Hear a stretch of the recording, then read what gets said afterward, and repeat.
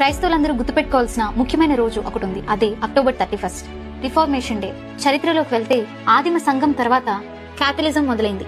Pope Alexander 6 తర్వాత Pope Leo అధికారంలోకి వచ్చాడు. యేసయ్య తల్లి అయిన మరియను పూజించడం, ప్రతిమలను పూజించడం, పర్గటరీ అంటే భూలోకానికి పరలోకానికి మధ్య ఒక స్థలం ఉందని, చనిపోయిన వాళ్ళ ఆత్మలు అక్కడ ఆగిపోయాయని, వాళ్ళ గురించి కానుకపెట్టెలో నాణాలు గల్లుమని మోగితే వాళ్ళ ఆత్మలు పరలోకానికి గెంతి వెళ్తుందని, ఇలాంటి తప్పుడు బోధలు పోప్ లియో మరియు బిషప్ జాన్ టెడ్జెల్ బోధించి ప్రజలను తప్పుదోవ పట్టించేవారు.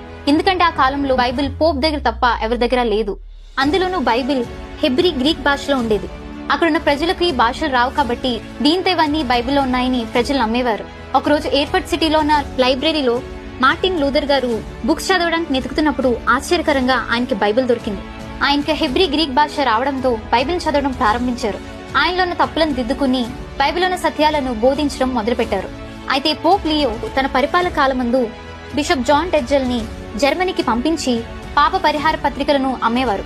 పాప పరిహార పత్రికలంటే చేసిన తప్పులకు వాళ్ళు చెప్పినంత డబ్బు కడితే సంతకంతో ఉన్న ఒక రసీదుని వాళ్ళకి ఇచ్చి ఈ పాపాలు పోయాయని చెప్పి ప్రజలని దోచుకునేవారు. ఇదంతా మార్టిన్ లూథర్ గారు చూసి బైబిల్కి ఇది విరుద్ధమని, యేసు రక్తమే ప్రతి పాపం నుండి మనల్ని పవిత్రం చేస్తదని, మీరు చేసేదంతా దయ్యపు చెడ్డ వ్యాపారమని వాళ్ళని ఖండించి బైబిల్ని అనుసరించి రాసిన 95 సిద్ధాంతాలను అక్టోబర్ 30